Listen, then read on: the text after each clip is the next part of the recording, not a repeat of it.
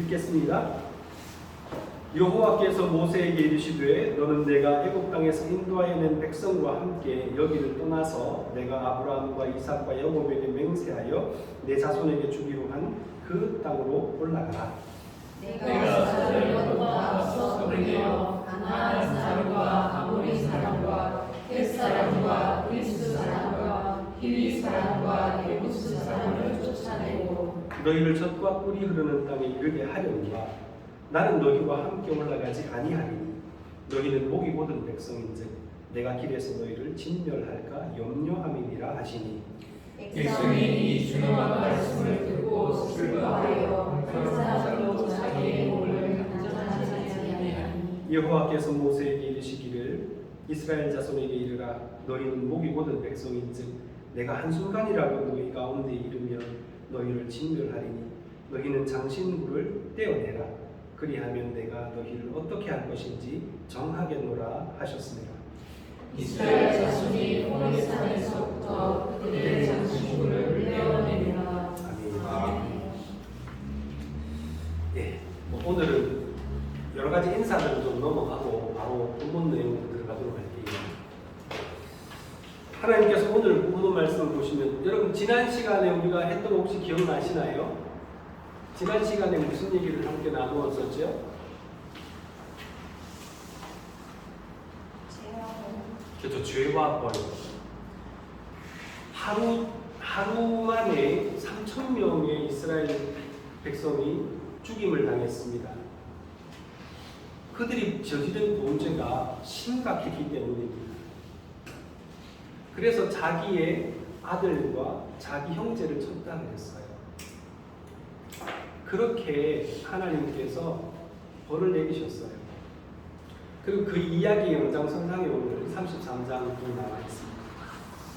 자, 이렇게 범죄한 이 이스라엘 백성을 하나님께서 용서해 주시잖아요.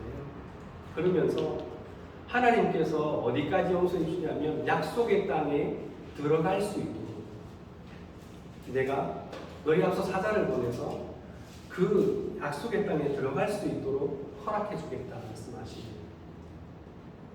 그러니까 하나님은 아브라함과 이삭과 야곱과 하셨던 그 약속, 또 출애굽하면서 이스라엘 백성들과 하셨던 그 약속을 지키고자 하셨던 겁니다.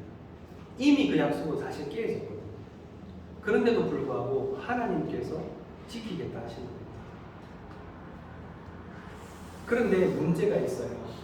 3절 말씀 보니까 뭐라고 나와 있어요? 너희들은 올라가는데 나는 너희들과 같이 가지 않겠다고 하십니다. 왜 그렇다고 말씀하시죠? 너희가 목이 곧은 백성이다. 여러분 목이 곧다는 말은 뭐예요? 굽힐 줄 모른다는 거예요. 다시 말하면 변화가 없다는 겁니다. 그냥 말로만 맹세하고 죄를 돌이키지 않고 행동에 변화가 없는 거예요. 그래서 하나님께서 같이 가지 않겠다고 하시는 겁니다. 근데 이 상태로 같이 가면 어떤 일이 벌어질 거라고요? 하나님께서 그들을 진멸하실 수 있습니다. 이번도 사실은 진멸하실 뻔했죠. 모세가 아니었다면 그들은 그 광야에서 다 진멸당할 뻔했습니다. 근데 하나님께서 영웅들 이제 안 하시겠다고 모세의 중보기도를 들으시고 뜻을 돌이키셨잖아요. 그런데도 불구하고 뭐예요? 바뀌지 않으면 언제라도 또다시 그런 일이 벌어질 수 있는 거죠. 그러면 하나님께서 또 진멸하시고자 하시겠죠. 또 모세를 아마 하나님 앞에 가서 부르시겠죠. 근데 그게 얼마나 반복되겠어요. 그래서 죄악을 돌이키지 않는 백성들과는 하나님께서 함께하지 않으시겠다고 말씀하시는 거예요. 이걸 여러분들 신학적으로 보면 우리는 유식한 말로 유기라고 내버려 두십니다. 너희들 그렇게 범죄하면서 산다고 그래 한번 살아봐. 너희들 뜻대로 살아봐. 나는 관여하지 않을 거야. 너희들만 올라가. 나는 여기 있을 거야. 그냥 가버려. 하나님께서 치시는 게 아니라 하나님께서 유기하시는 거예요. 버려두시는 거예요. 유기견 아시죠? 버려두는 거예요. 강아지 강아지도 여러분들 그냥 버려두면 어떻게 돼요? 비참해지죠. 그리고 대부분은 그렇게 해서 쓸쓸하게 죽어가게 돼요. 우리가 사람과 강아지와의 관계보다 하나님과 우리와의 관계는 훨씬 더 갭이 커요. 하나님께서 죄악된 사람들을 그냥 버려두시면 우리는 강아지보다 더 못한 삶을 살게 됩니다. 그래서 하나님이 내리시는 가장 큰 벌이 뭐냐면 바로 그 버림이에요. 그걸 유기라고 합니다. 자, 여러분 앞에서도 말한 것처럼 약속의 땅을 정복하게 해주시겠다고 약속하셨습니다. 그러면 이스라엘 백성들의 입장에서 보면 목적을 이루는 거죠. 약속의 땅을 정복하고 거기 정착할 수 있습니다.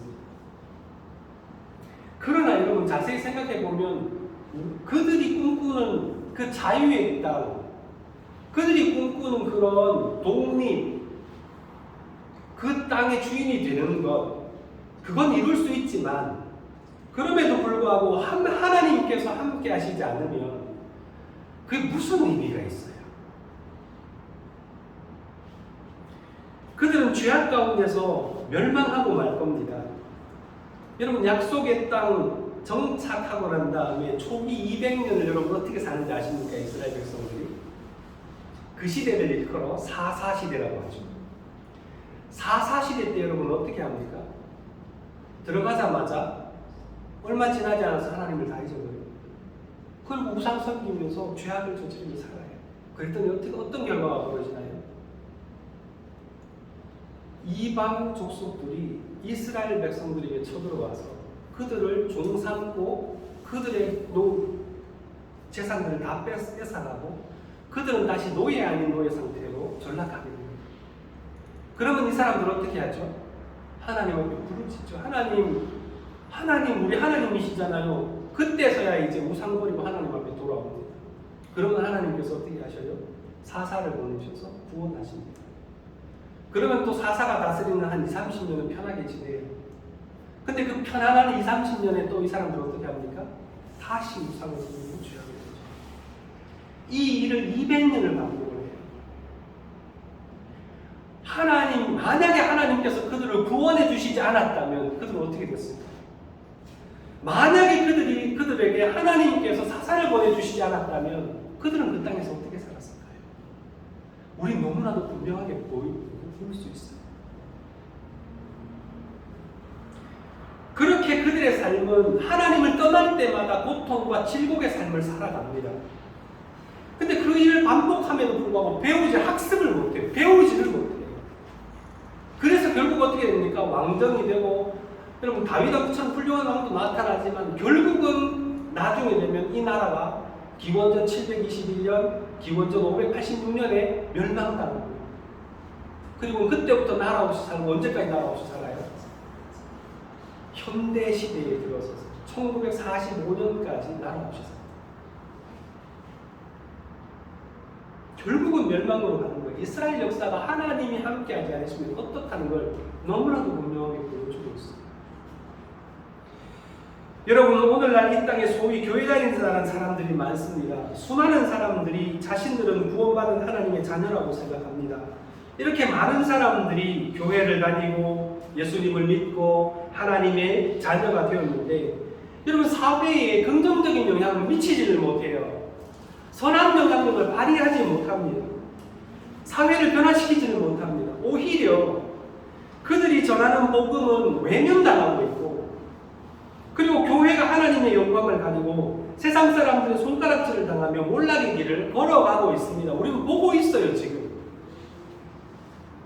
오늘도 우리 김경림 사님이랑 말씀을 나눴지만 300명이 넘는 350명 모이는 교회 주일학교 1학년부터 6학년까지 아이들 20명인데 많답니다. 20명이에요. 여러분 30년 지나면 그 아이들이 교회의 40대가 돼서 주축이 돼요. 350명이 지금 있지만 30년만 지나면 20명 남아있을 교회예요. 그것도 그 아이들이 다 성장해서 다 교회 일꾼 된다고 가정했을 때 얘기예요. 우리는 지금 교회의 몰락의 과정을 보고 있습니다.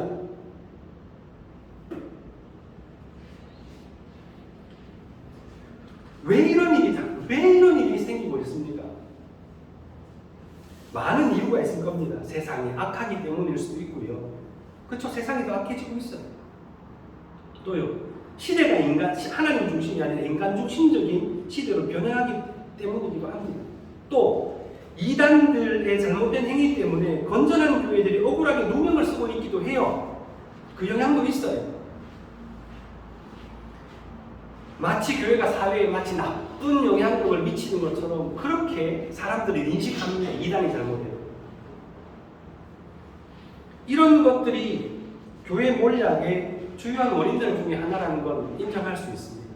그럴 수 있지.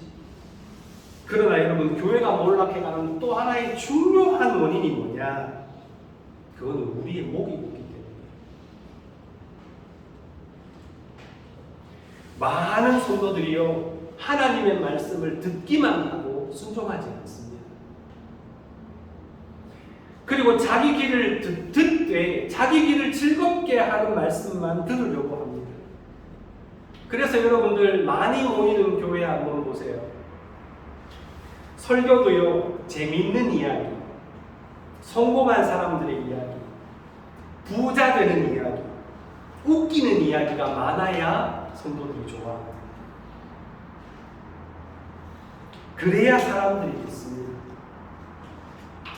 하나님의 말씀을 하나님 뜻대로 가감없이 제대로 전하면 지루해야 하고, 또 여러분들 설교를 못한다고 생각하시는 분들도 있습니다.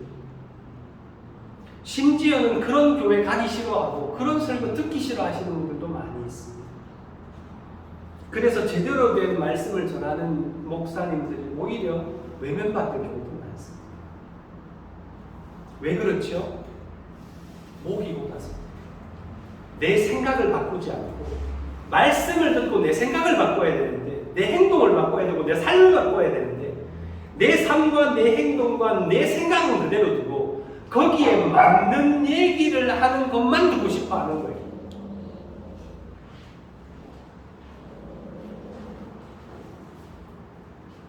그리고요, 좀 막 가슴 아픈 얘기지만 성도들 중에 목이 가장 고든 사람이 누굴까요? 맞춰보세요. 네? 장로님요? 장로님보다 더 센 사람이 있어요. 네? 맞아요. 목사님. 제일 하나님 앞에서 목이 고든 사람들은 목사님들입니다. 저를 포함한, 저도 예외는 아닙니다. 왜 그러냐? 목사님들은요, 저 포함해서, 저를 제외하는 얘기 절대 아닙니다. 저를 포함해서요, 성경을 제일 잘한다고 생각합니다. 그리고 그렇기 때문에 하나님의 뜻을 자기가 제일 잘한다고 생각을 해요. 그래서 심지어 어디까지 가냐면, 목사가요, 내 생각이 하나님 생각이고 내 결정이 하나님 결정이고 내가 전하는 말씀은 하나님 말씀이고 내 설교가 곧 하나님의 뜻이다라고 생각을 해요. 그리고 내가 하는 뜻에, 내가 하고자 하는 뜻에 반대하는 사람들은 하나님의 뜻을 모르는 사람들이에요. 목사가 하자 하는데 안 하면 기도 안 하는 사람들. 여러분, 제가 이런 얘기 하니까 참 많은 생각이 떠오르시죠? 그런 얘기 많이 들어보시지 않으셨어요? 심지어 어떤 목사님들은요, 그렇게 하는 것이, 내 뜻에 반대하는 것이 하나님의 뜻을 반대하는 사람이고 저주를 받을 사람이라고까지 생각하는 분들도 있습니다. 왜 이렇게 생각해요? 결론은 똑같습니다. 목이 고다서 그래요. 목이 고다서 그래요. 저는 그렇게 생각합니다. 우리 목사님들이 먼저 하나님 앞에 엎드려서 하나님의 뜻을 구해야 합니다. 자신의 부족함과 연약함과 어리석음을 고백할 수 있어야 합니다. 하나님, 저는 하나님 뜻을 잘 알지 못합니다. 하나님, 저는 부족합니다. 하나님, 저는 언제나 실수할 수 있고 넘어질 수 있고 연약합니다. 하나님, 붙들어 주셔야 합니다. 가르쳐 주셔야 합니다. 엎드릴 수 있어야 합니다. 그리고 자신의 생각이 잘못될 수 있다라고 하는 것을 마음에 새겨야 합니다. 내가 선포하는 말씀이 하나님의 뜻을 밝히 드러내도록 정직하게 하나님 말씀 앞에 서도록 노력해야 합니다. 내 안에 계신 성령께서 동일하게 여러분들 성도들 안에도 임하여 계심을 인정할 수 있어야 합니다. 내게 말씀하시는 하나님이 나에게만 말씀하시는 것이 아니라 우리 성도들의 마음에도 말씀하시는 분이라는 걸 인정해야 합니다. 그리고 성도들과 함께 모여서 함께 하나님의 뜻을 구해야 합니다. 그것이 목회자가 해야 되는 일이라고 저는 생각합니다. 때로 목사가 잘못된 설교를 하거나 잘못된 결정을 했을 때 스스로 인정할 줄 알아야 됩니다. 맞습니다. 제가 잘못 이해한 겁니다. 맞습니다. 제가 잘못 결정한 겁니다. 인정할 수 있어야 합니다. 하나님 아니잖아요. 제가 뭔 하나님이에요. 또 성도들이 혹시라도 잘못된 선택을 하거나 잘못된 방향으로 갈 때 있을 겁니다. 그럴 때 목회자는 단호하게 하나님의 뜻을 사수하되 주님의 마음과 주님의 태도를 본받아서 행할 수 있어야 된다고 저는 믿습니다. 예수님께서 연약한 성도들이 잘못했다고 해서 무조건 야단치시고 저주하시고 하셨습니까? 그런 적 없습니다. 예수님 언제나 그런 사람들을 위해서 기도하셨고 심지어 십자가에 다니셨을 때조차도 그 십자가에 못 박은 자들을 향해서도 하나님 저들이 알지 못해서 하는 일입니다. 용서해 주십시오 하고 그들의 잘못을 자기의 잘못으로 돌리셨던 분입니다. 그러한 마음과 그러한 태도로 그럼 살아야 하지 않겠습니까? 그게 진짜 주님의 마음을 품는 목회자, 주님의 마음을 품는 성도가 아니겠습니까? 여러분, 저 같은 목사는요, 내 목을 내가 품지른다는 생각으로 그런 심정으로 목회해야 한다고 생각합니다. 또 그렇게 맡기신 양무리에 모범이 되어야 합니다. 목회자가 행정 잘하는 것도 중요하고 기도회인도 찬양인도 잘하는 것도 중요하고 목소리 좋아서 찬양인도 잘하는 것도 중요하고 또 가끔씩 와서 청소하는 것도 중요하고 뭐 가끔씩 교회 일 생기면 노가다 잘하는 것도 중요하지만 그러나 무엇보다는 목회자는 하나님 앞에서 자기 몸을 불을 뜯길 줄 아는 사람이어야 합니다. 그래서 자기를 하나님 앞에 복종시키는 사람이 참된 목자가 되는 겁니다. 그러면 제가 목회자로서 목사의 이야기를 했습니다. 성도들이 이렇게 얘기하면 이상하게 들릴 수도 있어요. 제가 목회자이기 때문에 제가 이런 말씀을 드립니다. 근데 그렇다고 제가 여러분들에게 목회자 욕하라고 제가 지금 이 말씀 드린 거 아니라는 거 아시죠? 여러분 이 말씀을 듣고 딴 교회 가서 목사님가 뭔데 이러면 큰일 납니다. 그리고 이런 말씀 듣고 저 목사님 목이 되게 고든가 보다. 목에 무슨 깁스했나? 이렇게 말씀하시면 여러분이 죄 짓는 겁니다. 그렇게 하시면 안 돼요. 그 말을 하는 순간 여러분 목도 고든 거예요. 우리는 어떻게 해야 될까를 고민하실까요? 드리는 말씀. 우리가 하나님 말씀 앞에 서서 이 이스라엘 백성은 목이 고든 백성이기 때문에 하나님이 함께 해주시지 않겠다고 말씀하셨는데 그러면 우리는 목이 곧지 않은 백성이냐? 라는 걸 돌아보셔야 된다. 나는 목회자로서 목이 곧지 않은 목사인가를 고민하는 것처럼 여러분들은 하나님의 백성으로서 여러분의 목은 곧지 않은가를 고민하셔야 된다고요. 제가 지금 그 말씀 드리는 거예요. 우리는 늘 고민해야 합니다. 어떻게 하면 나는 목이 곧지 않은 백성이 될 수 있을까? 어떻게 해야 우리는 하나님 앞에서 겸손하게 하나님의 뜻을 받들어 섬기는 사람들이 될 수 있을까? 또 혹시나 이미 우리의 목이 하나님 앞에서 고든 목이라면 어떻게 해야 그 고든 목을 부드러운 목이 되게 할 수 있을까? 여러분 깨어있는 성도라면 이 질문을 우리는 가지고 살아야 합니다. 그렇지 않으면 오늘 하나님이 말씀하신 것처럼 우리의 목이 하나님 앞에서 곧은 목이라면 하나님께서 우리와 함께 하지 않으시고 그대로 버려두시기도 한다는 거예요. 그렇지 않으면 함께 하시면 어떻게 된다고요? 하나님이 직접 징계하셔야 돼요. 어느 쪽이든 하나님이 버려두시든 아니면 하나님이 우리를 징계하시든 어느 쪽이든 여러분 비극적인 말씀 아닙니까? 이 말씀이 우리에게 얼마나 준엄한 말씀인지를 우리는 깨달아야 합니다. 4절 말씀 같이 한번 읽어볼까요? 4절 한번 읽어봅시다. 같이 합니다. 시작. 백성이 준엄한 말씀을 듣고 슬퍼하여 한 사람도 자기의 몸을 단절하지 않느니라. 이스라엘 백성들도 이 말씀을 듣고요. 이 말씀이 얼마나 준엄한가를 생각합니다. 슬퍼하면서 한 사람도 자기의 몸을 단장하지 않았다라고 기록하고 있습니다. 여러분은 이 말씀을 얼마나 준엄하게 받아들이십니까?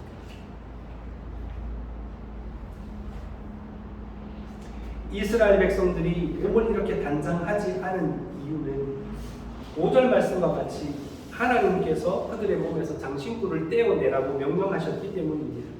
왜 하나님은 장신구를 떼어내라고 하셨을까요? 첫 번째는 그것이 다시는 우상을 만들지 않겠다는 다짐이기 때문입니다. 여러분 처음에 그 송아지 우상을 만들 때 여러분들 뭐 가지고 만들었어요? 혹시 기억하세요? 금붙이인데 어떤 금붙이였어요? 혹시 기억하세요? 집에 있는 금두꺼비 가지고 나왔어요?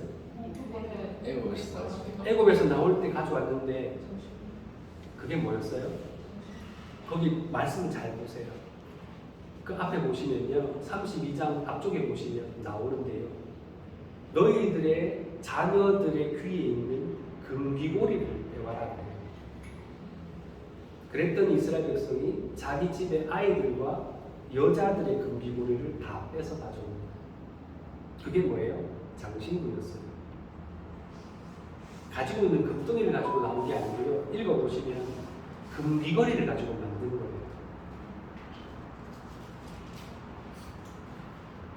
그렇게 모인 금을 가지고 금송아지를 만들었던 겁니다. 하나님께서 그들에게 허락하신 것을 가지고 우상을 만드는데 사용했던 거죠. 그래서 하나님께서 그들의 몸에서 장신구를 다 빼버리라고 말씀하신 거예요. 다시는 우상 만들지 않겠다고 증거를 보여달라는 거예요. 그래서 한 사람, 단 한 사람도 몸을 치장하기 위해서 장신구를 달지 않았습니다.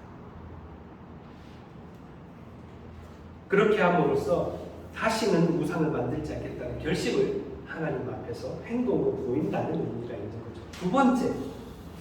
두 번째 의미는 그보다 더 깊은 의미가 하나 있겠죠. 뭔 것 같습니까?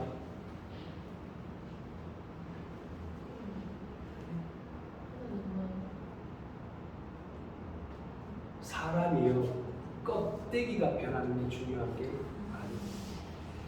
속이 변해요. 겉사람을 치장하는 게 중요한 게 아니에요. 속사람이 바로 서야 됩니다. 껍데기 그거 뭐 달고 꾸미고 여러분들 물론 현대사회에서 중요하죠. 자리에 맞게 해야 되고 예를 들어서 목사가 여 앞에 나오면서 난리굿바람으로 나오지는 못하죠. 꾸밀 건 꾸며야 됩니다. 그러나 그보다 훨씬 중요한 게 있죠. 그 뭡니까? 하나님 앞에서 우리의 속사람이 새로워져야 돼요. 속사람이 바뀌지 않으면 아무것도 바뀌지 않아요. 껍데기 좀 바뀐다고 해서 바뀌는 게 아닙니다. 속사람이 바뀌죠. 여러분 마음이 변해야 함을 가르쳐 주시기 위한 것이라고 저는 생각합니다. 금송아지를 만들어 놓고 섬기면서 뒤돌던 그 사건은 뭘 보여주느냐? 이 하나님의 백성 이스라엘이 몸은 출애굽해서 나왔고 하나님 백성 되겠다고 맹세까지 했고 하나님의 뜻을 다 들어서 아멘 했지만 여전히 그들의 속은 뭘로 가득 차 있는 거예요? 이스라엘이 아닌 애굽의 정신머리를 그대로 가지고 있는 거예요. 애굽 사람들의 마음, 애굽 사람들의 생각을 그대로 가지고 있는 거예요. 몸만 나온 거예요. 정신은 거기 있어. 그러니까 애굽 사람이 만들던 그 신을 자기들이 만들어 놓고 섬기는 거예요.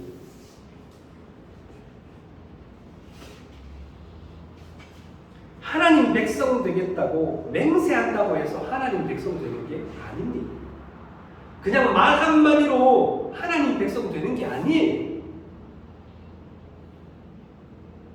여전히 그들의 몸과 마음은 애국의 생활 방식, 사고 방식에 익숙하고 그것이 자기도 모르는 사이에 자꾸 배나오는 거예요. 그리고 그것으로 말미암아 하나님께 자꾸 반역하게 되는 거예요.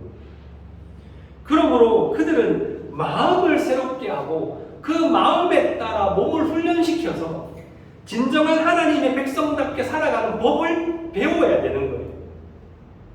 그 일의 시작이 뭐냐? 장신구를 떼내는 것부터 시작하는 거예요.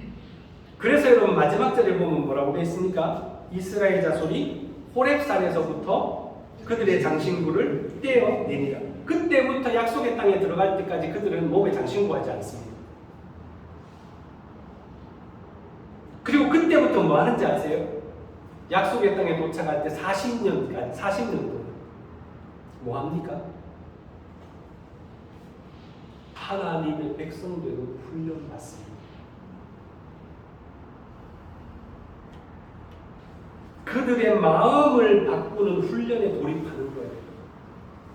40년 동안 광야에서 했던 일이 바로 그겁니다. 그래서 여러분들 사사기 잘 보세요. 사사기 잘 보시면요, 언제부터 문제가 생겨요? 이스라엘에 문제가 생기기 시작하죠. 약속의 땅에 정착하고 난 다음에. 언제부터 문제가 생겨요? 광야에서 훈련받은 사람들이 다 죽고 난다. 광야에서 훈련받았던 사람들은 그 사람들이 살아있을 때까지는 이스라엘은 하나님의 백성답게 살았다. 근데 그들이 죽고 나자 그 다음부터 이스라엘에 문제가 생기기 시작합니다. 여러분, 하나님 백성답게 살아가는 훈련, 몸을 단장하는 것이 아닌 마음을 바꾸고 마음을 단장하고 준비하는 훈련을 했던 겁니다. 그들의 곧은 목을 부러뜨려서 부드러운 목이 되게 하는 훈련이었습니다. 우리도 세상의 삶의 방식과 사고방식에 참 익숙한 사람들입니다. 우리가 몸담고 살아가고 있기 때문에 세상 속에서 당연한 거죠, 어찌 보면. 그러나 여러분들 자세히 말씀을 읽어보십시오. 말씀 앞에 정직하게 서보시면 하나님은 우리에게 세상과는 다른 삶의 방식, 전혀 다른 사고방식을 요구하고 계십니다. 세상 사람들은 자기 힘으로 살아가려고 자기 책임하에 자기가 어떻게든 먹고 살고 노력해서 성공하려고 그렇게 온갖 노력을 다하지만 하나님은 우리의 삶에 찾아오셔서 뭐라고 말씀하십니까? 너의 삶을 내게 맡기라고 말씀하세요. 내가 너의 삶의 주인이 되겠다고 말씀하십니다. 보이지 않는 하나님께 내 삶을 맡기는 것은 세상적인 사고방식에 익숙한 우리로서는 되게 불안한 거예요.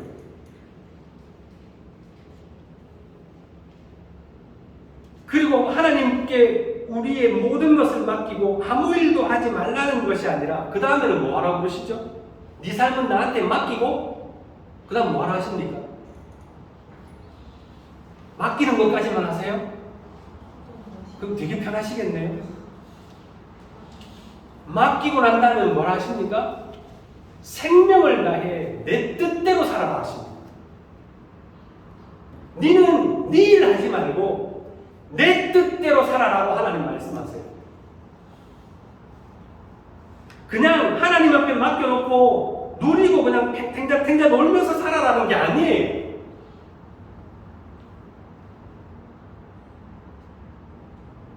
생명을 다해서 하나님을 위해서 살라고 말씀하십니다.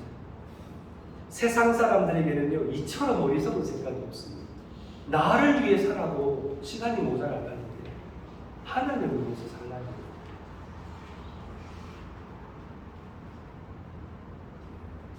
나를 위해서, 내 삶을 위해서 최선을 다해 살고, 세상 사람들 어떻게 생각합니까? 하나님을 믿어도 하나님은 내 삶에 도움을 주시는 분이라고 생각을 해요. 내 삶에 도움이 되지 않으면 하나님이고 뭐고 없죠. 심지어 목사님들도 그런 말 하시는 분들 있잖아요. 하나님 내 뜻대로 안 하면 꼼짝마?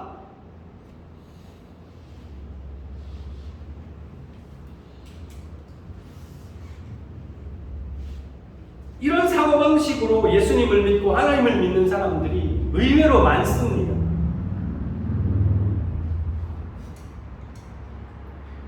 버려야 합니다. 장신구 때 내듯이 버려야 돼요. 우리의 생각, 우리의 사고방식, 우리의 삶의 방식이 뿌리부터 바뀌어야 돼요. 내가 하나님의 것이고 하나님께서 내 삶의 주인이시기 때문에 내가 하나님을 위해서 사는 것이 당연한 것으로 바뀌어야 돼요. 세상 사고방식에 익숙한 사람들에게 이게 쉽겠냐고요. 이런 말하는 것 자체를 싫어합니다. 좀 더 쉽게 또 설명을 해드릴까요? 세상 사람들에게 원수를 미워하는 건 되게 당연한 일이에요. 그 인간이 나한테 해코지 하면 나도 그 인간한테 해코지 하는 건 당연한 거예요. 못 갚아주는 게 바보지. 원수를 못 갚는 게 등신이지. 세상 사람들 그렇게 생각합니다. 근데 말씀을 정직하게 한번 보세요. 하나님 뭐라고 말씀하십니까? 세상 사람들은 원수를 미워하라 했으나 나는 너희에게 말하노니 뭐 하라고요? 원수라도 사랑하고 그를 위하여 기도하라 하십니다. 정말 그러실 수 있겠어요? 왼뺨을 때리면 우리 같으면 주먹으로 한 방 날려야죠. 그래야지 속이 후련하지 않아요? 에? 누군가가 나한테 악한 소리를 해요. 내가 온 동네 다니면서 그 사람 욕하고 돌아다녀야지 속이 시원하지 않아요? 근데 하나님 뭐라 하십니까? 오른뺨을 때리면 왼뺨도 돌려내라. 내가 지난번에 얘기했죠. 목사님들 한번 해봤다고. 그랬더니 어떻게 됐다고요? 볼이 벌개질 때까지 서로 때립니다. 되냐고.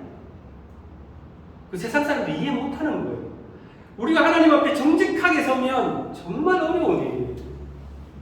진짜로 내 삶이 하나님의 것이라는 것을 인정하지 않으면 견딜 수 없어요. 살 수가 없습니다.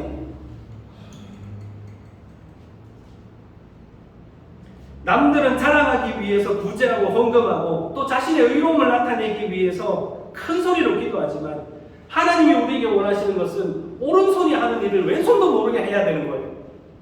기도할 때마다 어디 들어가라 하셔요. 골방에 들어가서 은밀하게 보시는 중에 기도하라 하시잖아요.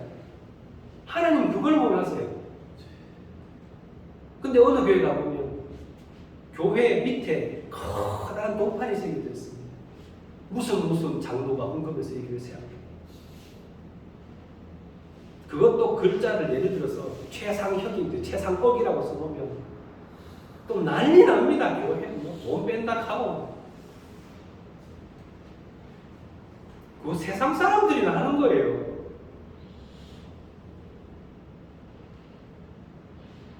내가 엄만 놈을 갖다 바쳐도 그거 내 거 아니잖아요. 우리 고백하죠. 그건 내 거 아니잖아요. 하나님 거예요. 그죠? 그 하나님 알아서 하시겠죠. 고백하는 사람이죠. 세상 사람들은 이 땅에서의 부요함을 추구하지만 우리는 어떤 부요함을 추구합니까? 우리의 보물은 어디다 쌓아야 돼요? 하늘에 쌓아야죠. 눈앞에 2만 원, 3만 원 이득을 쫓아가기보다 우리가 2만 원, 3만 원 손해 보더라도 하늘의 보물을 쌓으려고 해야지요. 그게 맞지 않을까요? 근데 세상 사람들은 그거 바보라고 생각해요. 왜 손해 보냐? 왜 희생하냐고?